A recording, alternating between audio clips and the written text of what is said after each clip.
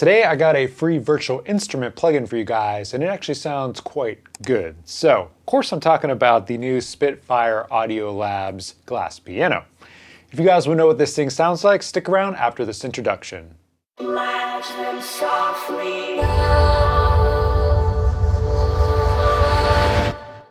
Welcome everybody, I'm Dan Spencer and I am the Audio Sorcerer. So this is the channel where I teach you how to perfect your audio recording, mixing, and mastering skills. So before we get to the video, make sure you guys smash the like button. Please subscribe and hit that notification bell to know when I have new videos coming out.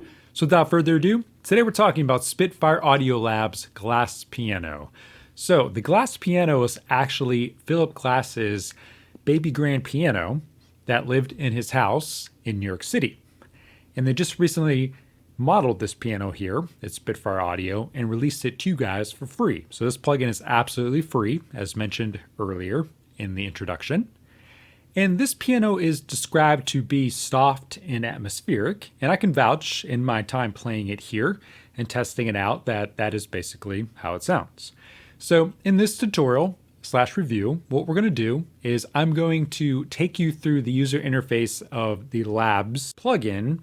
And if you guys are familiar with Labs, you can probably bypass that portion of the video. This is for people that are unfamiliar with what the user interface has to offer. So if you guys have never seen it before, definitely check that portion of the video out.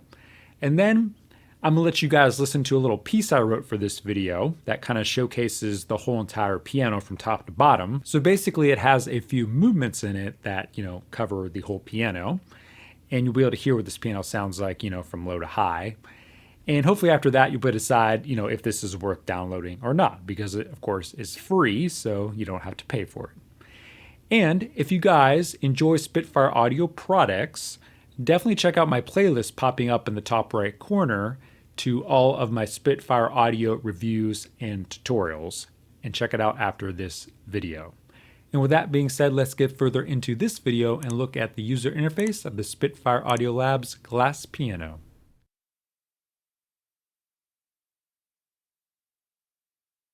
Alright, so here we are in Pro Tools, and I have the Spitfire Audio Labs user interface open here. And to actually get to your Glass Piano library, you have to go to this middle section here and then click on it here. And you're going to see that I have several libraries in here. So here is the Glass Piano library here. And typically what you want to do for these labs library, you just want to pick a preset.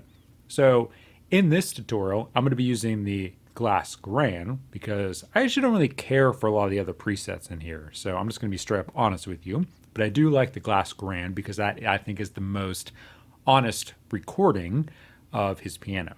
All right. So the Labs user interface is super easy here. So this fader with the green at the bottom here, this is essentially just your volume fader. This is almost always, it's always at 100%. Just leave this up at 100%, you'll be good. This here is somewhat of I call it more of a dynamics fader. So the more you turn it up, you start getting more definition in the notes, but you start losing some of your feel when you're playing. So in this particular preset, it's actually all the way down. So you're getting more emotion and feel with it all the way down. Now, that's not always what you want. If you're doing this in a larger mix, like maybe a pop song, something fast or whatever, not that this piano is necessarily great for that, you would probably want to turn this up a little bit and kind of find your hot spot for it. But for this particular piece, I wrote it slow, and it sounds good here with this particular preset, okay? So over here, we got this little rotary knob here. If you press the middle button, these are your controls that this rotary knob controls. So for the first one here, we got reverb, and this is where it is set at here. Now it controls the reverb that you have selected up here. So we have evolution as our selected one, and again, that is part of the preset. And then for tightness, I'm gonna be honest with you, I've been kind of messing with it here with this particular piece I wrote, moving it around, and I don't really hear a difference. So I'm not quite sure what it does, but I'm just going to assume it makes the playing, maybe the notes a little, or shorter maybe. I'm not really sure. So maybe the hammers, I'm not really sure, to be honest. But It's not real noticeable in this particular preset, okay?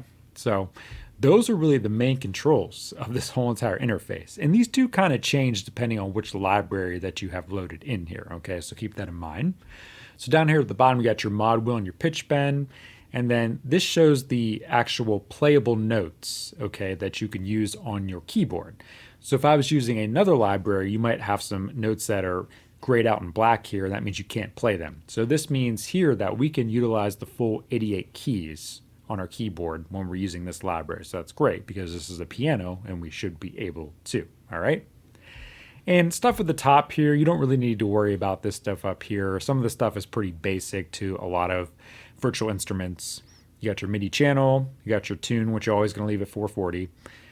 You can do panning inside here if you want to, but typically we do that outside of the plugin. And then you have a volume output right here, okay? And then this is like your settings here that none of us ever mess with, okay? So you can leave that alone.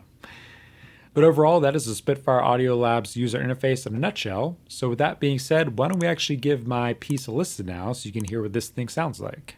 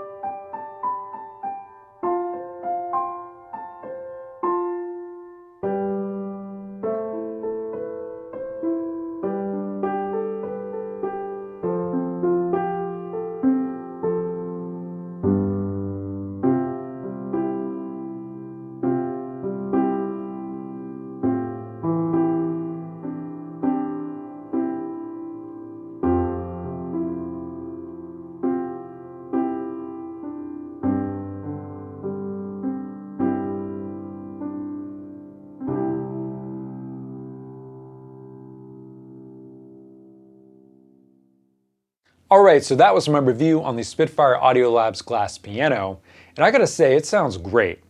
And I really wanna know what you guys think, so definitely leave a comment in the section below. You know, it just has a really nice, realistic sound to it, and you know, it's very warm, has a really nice tone to it, so I'm definitely digging it. Now, I will say that most of Spitfire's plugins that I've used, especially piano-wise, they don't have a really good kind of feel to them when I'm playing on my keyboard, like the velocity and such. And I would say this one included. So, you know, if you're like a solo pianist and you want to use a keyboard and, you know, a virtual instrument like this out playing live, like in a recital environment, you know, this is not something you should use. But from a recording standpoint, you know, this is gonna sound great on your recordings for maybe a solo vocal or pretty much anything in a overall mix, okay? So, you know, definitely you should consider downloading this plugin because, you know, it is free, so what are you gonna do? Waste some time. That's the worst that's gonna happen if you get this plugin, okay? So definitely digging this, and I definitely think that this particular library sounds better than some of the paid versions of other piano libraries that Spitfire has out there. So I'm definitely giving this the Audio Sorcerer stamp of approval. So If you guys end up liking this video, give it a thumbs up. Please subscribe because I'm making this content for you, and hit that notification bell to know when I have new videos coming out. And if you guys enjoyed this video, definitely check out my review on the Spitfire Audio Originals Firewood piano. And with that being said, until the next video, I will see you guys later, and peace out.